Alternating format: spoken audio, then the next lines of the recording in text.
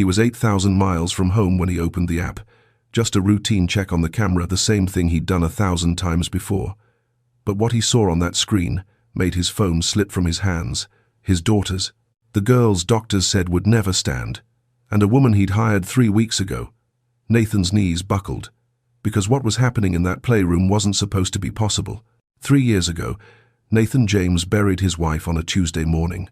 Rebecca died on a rainy October night. She was driving home from the girls' dance recital when a drunk driver ran a red light. The impact killed her before the ambulance arrived. Bella and Charlotte, 3 years old, strapped in the back seat, survived, but their spines didn't. Nathan got the call in London.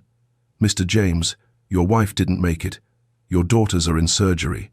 He doesn't remember the flight back to Boston, just the hospital, the machines beeping, the doctor pulling up scans. Severe spinal cord damage. "Mr. James, they'll likely never walk again." Rebecca was gone. And the girls she'd prayed for through 5 years of trying, 3 rounds of IVF, 5 years of hope, would spend their lives in wheelchairs. Nathan made a promise at her grave. "I'll take care of them." But grief doesn't teach you how to keep promises, it just teaches you how to survive. He hired 8 nannies in 2 years. The first ignored the girls to scroll through her phone. The second sold photos of their equipment to a gossip site for $5,000. One stole Rebecca's jewelry. Another invited her boyfriend over when Nathan was traveling. The worst posted videos of the twins struggling during therapy. Caption: "Raising billionaire babies is not what you think." It went viral before his lawyers could pull it down. After that, Nathan stopped seeing people. He started seeing threats. He installed 17 cameras in the penthouse. Every room, every angle. He could check from anywhere. London, Tokyo, New York. He watched the feed on flights, in hotel rooms, during board meetings, looking for the lie, waiting for the next betrayal.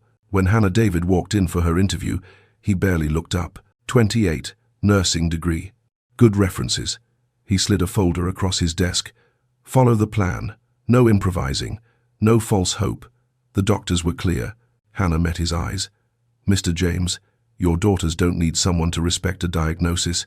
They need someone to respect them." He hired her. She was number 9. She'd fail like the rest. But Hannah didn't follow the plan.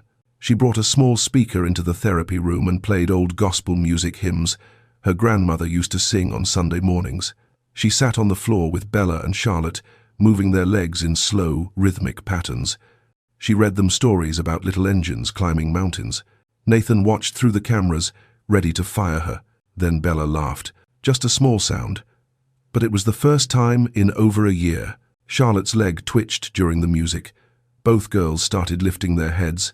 Their eyes followed Hannah, not empty anymore, but present. One night, checking the feed from a hotel room in London, Nathan saw something that made him stop breathing. Hannah was still there. Hours past her shift, sitting between the girls, holding their hands, tears on her face. "Lord," she whispered, "these beautiful girls, the world keeps telling them they can't, but I see them trying, and trying is where you start miracles." She kissed Bella's forehead, then Charlotte's. "You're stronger than anyone knows, and God sees you." Nathan stared at the screen. Something cracked open in his chest, something he'd locked away the day Rebecca died. He didn't fire Hannah. Week by week, his daughters came back to life. Then, Dr. Sarah Chen called. "Mr. James, I need to tell you something. Bella and Charlotte's muscle response has improved significantly. I haven't seen progress like this since before the accident." That night, Nathan couldn't sleep. He searched. Spinal cord injury, children recovery. Pages of research appeared. Neuroplasticity, neural pathways reforming, children's brains bypassing damage. It was all there. Published studies, medical proof. And he'd never looked. Not once in 3 years. He'd taken the first doctor's word as final, buried hope with Rebecca, watched his daughters through screens instead of holding them. Hannah, making $22 an hour, had given them what his fortune couldn't buy. She believed. And she made them believe. 5 weeks in, Nathan was in London closing a deal, exhausted, about to board his flight home. He pulled out his phone. One last check before takeoff. Motion alert. Playroom. He opened the app, and what he saw stopped his heart. But before you see what happened next, hit subscribe, drop a like, and tell me where you're watching from. Maybe this story found you for a reason. 2 wheelchairs, empty, sitting against the wall like discarded props. Nathan's stomach dropped. His first thought was panic. Where are they? Then the camera angle shifted, and he saw them, Bella and Charlotte. Standing in the middle of the playroom, their legs shaking, their small bodies wobbling, but upright. On their own feet, Hannah knelt 5 feet away, arms stretched wide, tears pouring down her face. Come on, babies, you can do this. I'm right here. Bella moved first. Her right foot lifted, trembling, uncertain, then touched down. 1 step. Charlotte watched her sister, then followed. Her left foot dragged slightly, but she corrected, planted it, moved forward. 2 steps. They were walking. Nathan's phone hit the airport floor. His back slammed against the wall. Business people rushed past him toward the gate, annoyed at the man blocking the walkway. He didn't see them. He only saw the screen, his daughters collapsing into Hannah's arms, exhausted, triumphant. I knew it, Hannah sobbed. I knew you could. The man who'd built a tech empire on certainty stood frozen in Heathrow Airport, watching everything he thought he knew shatter on a 5-inch screen. 3 years ago, it was raining. Nathan remembers that. The rain, how it sounded against the hotel window in London while he was on a call with investors. Numbers, projections, things that felt important at the time. His phone buzzed. Unknown number. He almost didn't answer. Mr. James? A woman's voice. Shaking. There's been an accident. Your wife. She didn't make it. Your daughters are in surgery at Mass General. The room tilted. Nathan grabbed the edge of the desk. What do you mean she didn't make it? I'm so sorry. A drunk driver ran a red light. The impact. It was immediate. But your daughters are alive. They're in surgery now. Rebecca was driving home from the girls' dance recital. Bella and Charlotte, 3 years old, in their pink tutus, probably still buzzing about the music and the twirling. Rebecca always let them stay up a little late on recital nights. Nathan doesn't remember booking the flight, just being on it. 8 hours from London to Boston, the longest hours of his life. He stared out the window at black sky and kept seeing Rebecca's face, her laugh, the way she'd call him every night when he traveled, holding the phone up so the girls could say goodnight. Daddy, when are you coming home? Soon, baby. Soon. He landed at sunrise. A cab to the hospital, fluorescent lights, sterile hallways. A doctor with tired eyes waiting for him outside the ICU. Mr. James, your daughters are stable. But there was significant trauma to their spinal cords, L1, L2 vertebrae. We won't know the full extent for a few days, but you need to prepare yourself. They may never walk again. Nathan nodded. He heard the words, but they didn't register. Not yet. Where's my wife? The doctor's face changed. I'll take you to her. Rebecca was in the morgue. Cold. Gone. Nathan held her hand anyway. It didn't feel like her hand anymore. He whispered, I'm sorry. I should have been there. I should have been home. She didn't answer. Upstairs, Bella and Charlotte lay in separate beds, tubes and wires everywhere. Nathan stood between them, holding each small hand through the rails. Their eyes were closed. Their chests rose and fell with the help of machines. They were alive, but broken. And Rebecca, the woman who'd wanted them more than anything, who'd prayed for them, who'd painted clouds on their nursery ceiling, was gone. Nathan looked at his daughters and felt the weight of it crush him. Rebecca's gone, and the girls she loved more than her own life will never dance again. Day 3. Nathan hadn't slept, hadn't left the hospital. He sat in a plastic chair between the girls' beds, watching monitors beep, watching nurses come and go, watching his daughters breathe. Dr. Richard Pasternak walked in that morning with a folder under his arm and the kind of face doctors wear when they're about to destroy you. Mr. James, can we talk in the conference room? Nathan didn't want to leave the girls, but he followed. The room smelled like old coffee and sanitizer. Doctor. Pasternak pulled up scans on a screen, images of Bella and Charlotte's spines that looked like roads after an earthquake. L1, L2 spinal cord damage. Both girls. Severe trauma. He pointed to spots on the scan that meant nothing to Nathan's exhausted eyes. We've run extensive tests. Motor function below the injury site is severely compromised. Nathan's throat closed. What does that mean? It means independent walking is highly unlikely. Possibly never. The word never hung in the air like smoke. "They're 3 years old," Nathan said, his voice breaking. 3. "Doctor." Pasternak's face softened, but his words didn't. "I understand, but pediatric spinal cord injuries at this level, the prognosis is clear. We need to focus on what they can do. Upper body strength, adaptive mobility, quality of life. Quality of life." Like that was supposed to comfort him. Nathan walked out of that room and called every specialist he could find. Johns Hopkins, a pediatric neurologist in Germany, a rehabilitation center in Switzerland that claimed they had experimental treatments. He flew them in. Spent $200,000 in the first month alone. Custom wheelchairs, robotic therapy equipment, consultations that led nowhere. Nothing changed. Bella stopped talking as much. Her bright chatter, "Daddy, look! Daddy, watch me!" faded into silence. Charlotte cried at night, asking for Mommy, and Nathan didn't know how to explain that Mommy wasn't coming back. They sat in their wheelchairs by the window, watching other kids play in the park across the street. Their eyes, Rebecca's eyes, grew distant. Nathan watched from his office, paralyzed by his own helplessness. Rebecca's funeral was on a cold Thursday. Small service. Nathan could barely stand. The girls didn't understand why Mommy was in a box, why people kept crying, why Daddy's hands wouldn't stop shaking. At the grave, Nathan knelt in the mud and whispered, "I'll take care of them. I swear to God, I'll take care of them."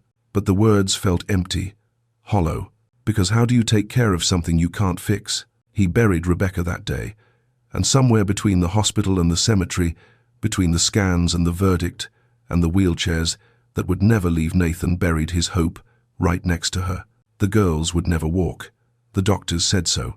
And doctors don't lie about things like that. So he stopped praying for miracles. He just tried to survive. Nathan hired the first nanny 6 weeks after the funeral. Her name was Elena, mid-30s, pediatric nursing degree. She came from an agency that charged $3,000 just for the placement fee. She smiled when she met the girls, spoke softly, said all the right things. "I'll take good care of them, Mr. James. I promise." Nathan wanted to believe her. The first week felt okay. Elena followed the therapy schedule, kept the girls clean, fed, medicated on time. Nathan checked in from his office downtown, watched through the baby monitor he'd set up in the therapy room. Week 2, he noticed something. Elena on her phone. A lot. He told himself it was fine. Everyone checks their phone. But then he came home early one Thursday and heard crying. He walked into the therapy room and found Bella and Charlotte in their wheelchairs, tears streaming down their faces. Bella's therapy session was supposed to be happening. Instead, Elena was on FaceTime with someone, laughing, ignoring them completely. Nathan fired her on the spot. The second nanny lasted longer. Margaret, older woman, 20 years of experience. References that called her a saint. Nathan thought maybe this time would be different. Then he went to Tokyo for a business trip.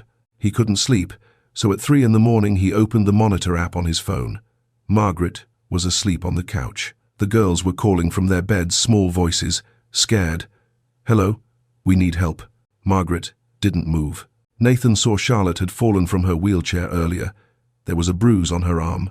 Margaret's daily report said nothing about it. He fired her over video call. Nannies, 3, 4, 5, they blurred together. One stole Rebecca's sapphire necklace, the one Nathan had given her on their 10th anniversary. Another invited her boyfriend into the penthouse while Nathan was in London. He saw it on the monitors, a stranger in his home, in the space where his daughters slept. But number 6 broke something inside him that didn't heal. Her name was Jessica, 24. The girls actually liked her. For the first time since Rebecca died, Nathan heard them laugh, heard them ask when Jessica was coming back. He started to let his guard down, started to believe maybe, just maybe, someone could actually care. Then the article dropped. Inside billionaire tech mogul's tragic home, exclusive photos, pictures of the therapy room, the girls' medical equipment, their wheelchairs, private family photos Rebecca had hung on the walls. Jessica sold it all to a gossip site for $5,000. The article quoted her, "He's never there. Those poor girls are basically orphans with money." Nathan's lawyers got the story pulled within hours, but the damage was done. His daughter's suffering had become entertainment. Strangers online debated whether he was a good father, whether the girls would be better off in foster care. Nathan sat in his office that night, staring at the article on his screen, and something inside him went cold. He stopped seeing people, started seeing threats. Within a week, he'd installed 17 cameras throughout the penthouse. Every room, every angle, feeds that went straight to his phone, his tablet, his laptop. He could watch from anywhere, New York, London, Dubai. He watched obsessively. On flights, in meetings, at 2 in the morning when sleep wouldn't come, looking for the next lie, the next betrayal, the next person who would hurt his daughters for money or attention or because they just didn't care. Control became the only thing that made sense. When Nanny number 8 quit via text after 1 week, "This is too depressing. I can't do this." Nathan didn't even feel it anymore. He just opened another recruitment file and waited for number 9. Hannah David walked into Nathan's office on a Monday morning. 28, black woman, nursing scrubs under a clean jacket. She sat across from his desk, hands folded, back straight. Her eyes didn't wander around the room like the others, didn't look impressed by the floor-to-ceiling windows or the view of Boston Harbor. She just looked at him. Nathan barely glanced at her resume. Pediatric nursing degree, 3 years in the NICU, good references. It didn't matter. They all had good references. He slid a thick folder across the desk. "Miss David, I'll be direct. You're the 9th person I'm hiring for this position." Hannah opened the folder, scanned the pages. Medical protocols, therapy schedules, medication charts, emergency procedures. Nathan kept talking, his voice flat, rehearsed. "I need absolute compliance. No improvising. No encouraging unrealistic expectations." He paused. "My daughters have a diagnosis. Spinal cord injury, L1, L2. They will not walk. I need someone who understands that and respects the medical reality." Hannah looked up from the folder, met his eyes. "Mr. James, with respect, your daughters don't need someone to respect their diagnosis." She let the words sit for a moment. "They need someone to respect them." The silence that followed felt heavy. Nathan's jaw tightened. "I'm hiring you to follow the medical plan, not to have opinions." "I understand." But the way she said it, calm, unwavering, made Nathan think she understood something else entirely, something he wasn't saying. He pushed a contract toward her. $22 an hour, Monday through Friday, 7 to 6. You'll be monitored via security cameras at all times. Any deviation from protocol will result in immediate termination. Hannah signed without hesitation.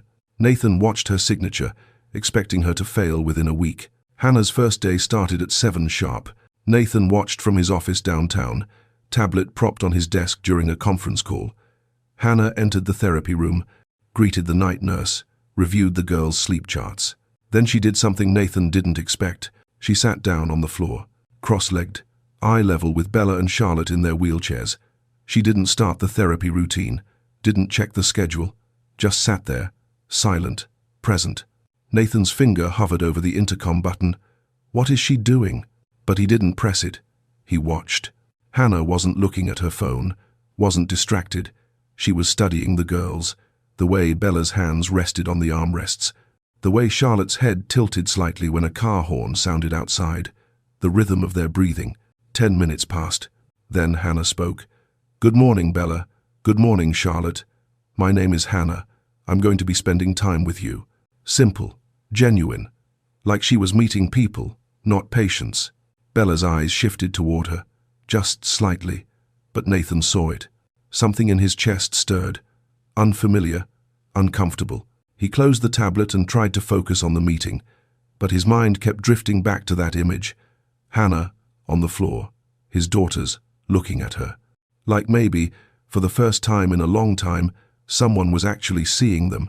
Nathan told himself it didn't mean anything, but he didn't stop watching. Day 4, Hannah brought a speaker into the therapy room.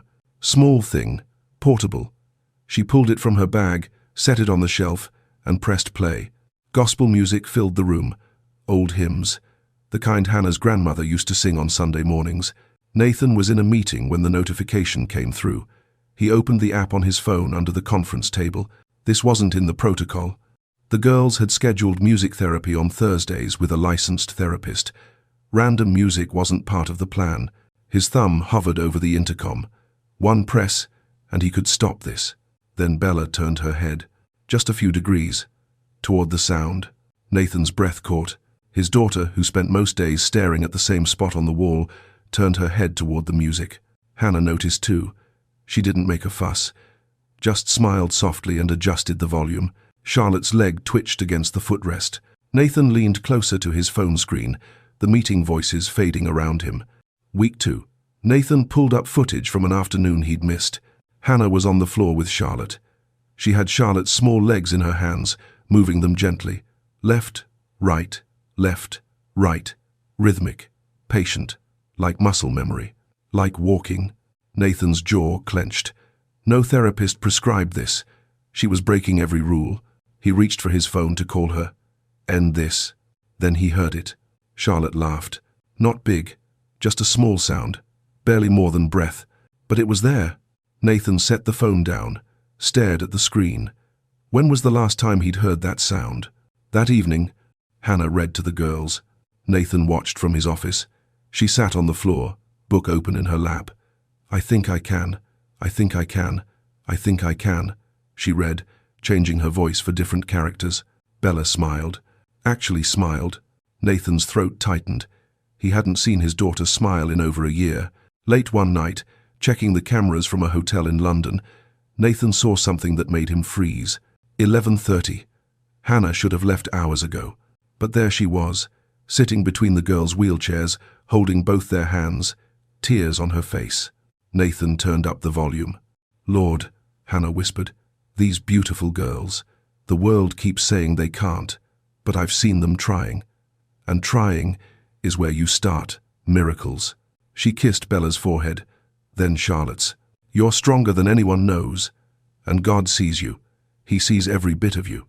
Nathan sat in the dark hotel room, staring at the screen. Something cracked in his chest, something he'd locked away the night Rebecca died. He should fire her. She was deviating from everything, filling his daughters with hope that would only break them when nothing changed. But something was changing. Bella laughed at Hannah's jokes now. Charlotte's eyes followed her around the room, not blank anymore, but present. Both girls held their heads higher, longer. The therapy room felt different, warmer, alive. Nathan told himself it meant nothing. Doctors were clear. This was temporary, false hope, but he couldn't stop watching. And he didn't fire her. Week 3 became week 4, and Nathan started wondering if maybe, just maybe, he'd been watching for the wrong things all along. Dr. Sarah Chen called on a Thursday afternoon. Nathan was in Berlin for a tech conference, barely paying attention to the panel he was supposed to be moderating. His phone buzzed. He stepped out into the hallway. Mr. James, I need to talk to you about Bella and Charlotte. Nathan's stomach dropped. What happened? Are they okay? They're fine. Better than fine, actually. Dr. Chen's voice carried something Nathan hadn't heard in 3 years. Hope. I examined them today. Their muscle tone has improved. Significantly. Nathan leaned against the wall. What do you mean, improved? The core strength, the leg response to stimulation. Mr. James, I haven't seen progress like this since before the accident. She paused. What changed? I hired a new nanny. Hannah, whatever she's doing, it's working. I'm adjusting the official therapy protocol to incorporate her methods. Nathan ended the call and stood in the empty hallway, heart pounding. Progress, real progress, documented by a doctor. He didn't know what to do with that. That night, Nathan couldn't sleep. 3 in the morning in a hotel room in Berlin, he opened his laptop instead of the camera feeds, searched, spinal cord injury recovery children. Pages flooded the screen. Medical journals, research papers, case studies. He started reading. Journal of Pediatric Rehabilitation. Early intensive intervention in children with incomplete SCI demonstrates remarkable neural adaptation. Stanford study. Pediatric brains exhibit extraordinary neuroplasticity. New neural pathways conform, bypassing damaged areas. Toronto case study. 5-year-old with L, 1 injury walking with assistance after 18 months of intensive therapy. Every article said the same thing. Early intervention, consistent stimulation, belief in possibility. Children's brains could heal, could adapt, could find new ways around damage. The critical window was 0 to 7 years old. Bella and Charlotte were 6, still in the window. Nathan sat in the dark, laptop light illuminating his face, and felt the weight of it crush him. It was all here, published, proven, supported by research, and he'd never looked. Not once in 3 years. He'd taken that first doctor's word, possibly never, and turned it into definitely never in his mind. He'd accepted defeat before the fight started, buried hope with Rebecca, spent 3 years watching his daughters through screens instead of fighting for them. Hannah, making $22 an hour, had done in 4 weeks what his millions couldn't do in 3 years. Because she believed, and he'd stopped believing the night his wife died. Nathan closed the laptop, put his head in his hands. What have I done? The question hung in the silence. He'd hired the best doctors, bought the best equipment, but he'd given up on his daughters, told himself there was no hope, because hope hurt too much. Because if he hoped and nothing changed, it would destroy him. So he'd chosen control instead, cameras instead of presence, distance instead of love, and his daughters had paid the price. Nathan opened his laptop again, typed an email to Dr. Chen at 4:17 in the morning. Work directly with Hannah. Whatever she needs, equipment, training, resources approved, no budget, just help them. He hit send, then pulled up the camera feed and watched his daughters sleep. "I'm sorry," he whispered to the screen. "I'm so sorry." Nathan came home 2 days early. He'd been in Dubai for a tech summit, but he couldn't focus, couldn't sit through another presentation. His mind kept drifting back to the research, to the camera feeds, to his daughters trying. He landed in Boston on a Thursday afternoon and went straight home. 3 o'clock. The penthouse was quiet except for voices coming from the therapy room. Hannah singing, the girls laughing. Nathan stood outside the door, listening. Then he pushed it open. Hannah was on the floor with Bella, doing those leg movements, the ones Nathan had seen on the cameras. She looked up. No fear, no surprise, just calm acknowledgement. "Mr. James, you're home early." Nathan's voice came out harder than he intended. "What exactly are you doing?" Hannah didn't stop the movements. "Motor pattern training. Helps build neural pathways. That's not in the protocol." "No, sir, it's not." Nathan stepped into the room. The air felt tight. "I gave you specific instructions. Follow the medical plan. No improvising." Hannah gently lowered Bella's legs and stood up, faced him. "Mr. James, the medical plan you gave me was about maintenance, not recovery. The doctors gave you a prognosis based on statistics." Her voice stayed even, but there was fire underneath. "They looked at scans and charts and told you what usually happens." She took a breath. "They didn't tell you what's possible." Nathan's chest tightened. "They're specialists, decades of experience, hundreds of cases. Have they seen your daughters?"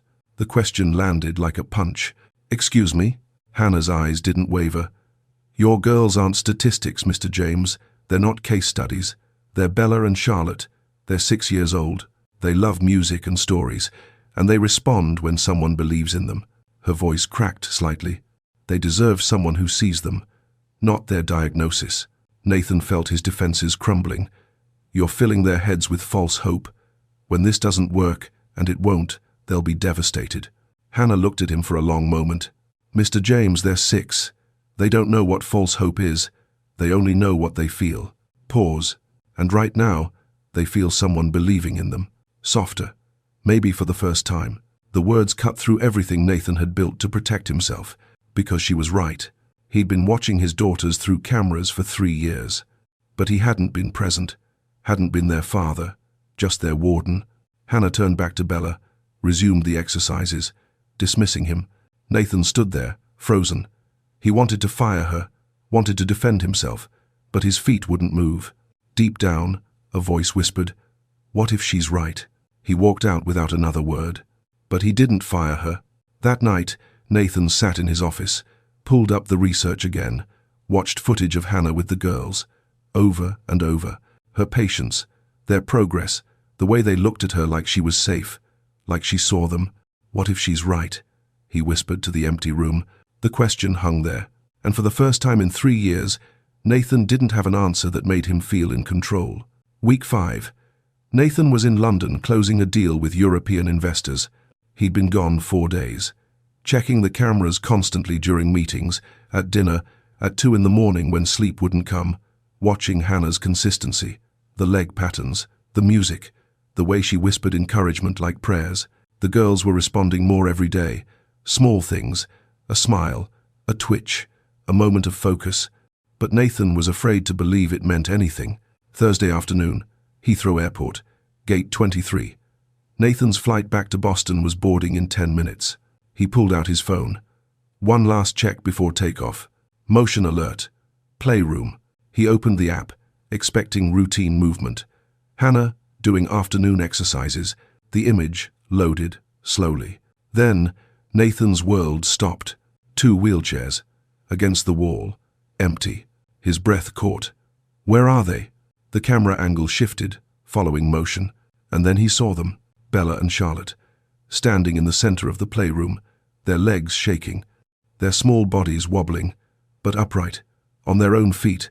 Hannah knelt 5 feet away, arms stretched wide, tears streaming down her face.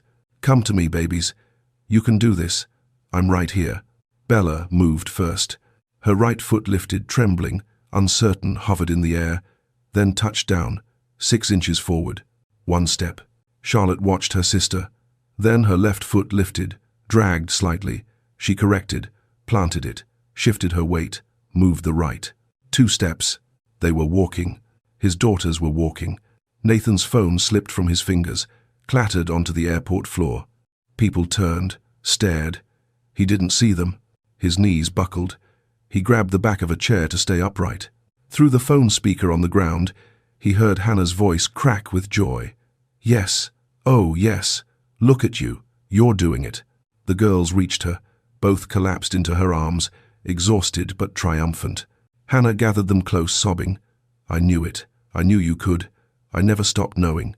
Nathan slid down into the chair, his hands shaking so hard he could barely pick up the phone. Business people walked past, annoyed at the man blocking the boarding area.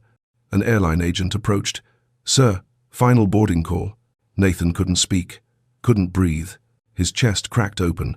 3 years of grief, guilt, fear, it all came pouring out in gasping sobs he couldn't control.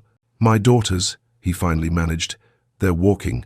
He picked up the phone with trembling hands. Watched the footage again. Bella's steps, Charlotte's determination, Hannah's tears. I'm sorry, he whispered to the screen. God, I'm so sorry. The boarding announcement echoed through the terminal. Final call for flight BA 213 to Boston. Nathan stood on shaking legs. Walked to the gate agent. I need the next flight to Boston. Sir, this is the next direct flight. We're boarding now. I can't wait 7 hours. What's the fastest route? He booked a connection through New York.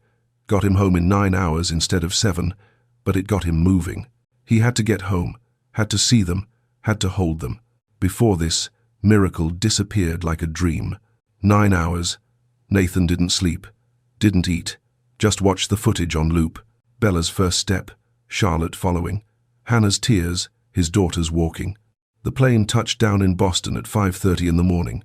Grey sky, cold air. Nathan took a cab straight to the penthouse. The doorman looked surprised. Mr. James? Thought you were in London until Saturday. Nathan barely heard him. He took the elevator up, hands still shaking.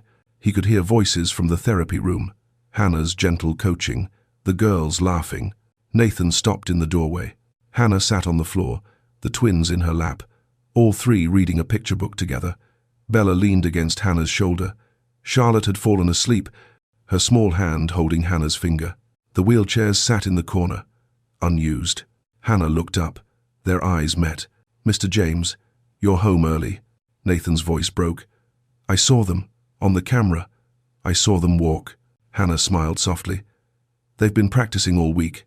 Wanted to surprise you. How? Nathan's throat closed. How did you know they could? Hannah looked down at the girls, then back at him. I didn't know, Mr. James. I just refused to believe they couldn't. Something in Nathan's chest completely shattered, the last wall he'd been holding. He crossed the room on unsteady legs, knelt beside them. His hands shook as he touched Bella's face, then Charlotte's. Charlotte woke, saw him, smiled. Daddy, you're home. I am, baby. I'm home. Bella's eyes lit up. Did you see, Daddy? We walked. Nathan's throat tightened. I saw, sweetheart. You were so brave. Hannah said we could do it, Charlotte whispered.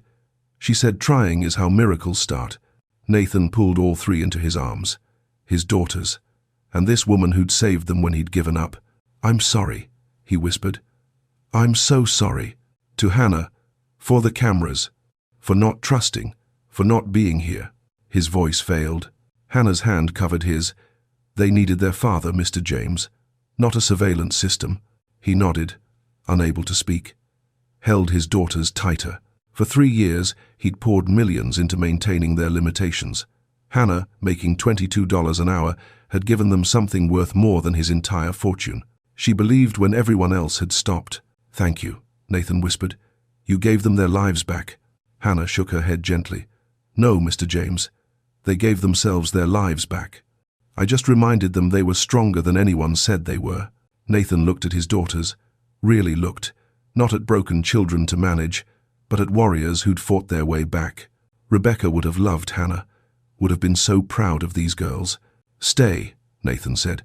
"Please, not as a nanny, as family. You've done more for them than I knew how to do." "I'm not going anywhere," Hannah promised. That afternoon, Nathan called his assistant, cancelled the next month of business trips. He was staying home, done watching his daughters' lives through a camera. He sat on the playroom floor, Hannah beside him, watched Bella and Charlotte practice their steps, slow, wobbly, but determined. His phone sat forgotten in his office. He didn't need the cameras anymore. For the first time in 3 years, Nathan wasn't afraid of tomorrow, because he finally understood. Miracles don't need permission. They don't need surveillance systems or control. They just need someone brave enough to believe they're possible. And a father willing to be present for them. That night, Nathan read bedtime stories to the girls. Hannah had gone home, but she'd be back tomorrow. The girls fell asleep in their beds, real beds now, not medical equipment. Nathan kissed each forehead, whispered, "Rebecca, they walked today. You would have been so proud." He walked to the window, looked out at the city lights. The camera in the corner blinked red, still recording. But no one was watching. Not anymore.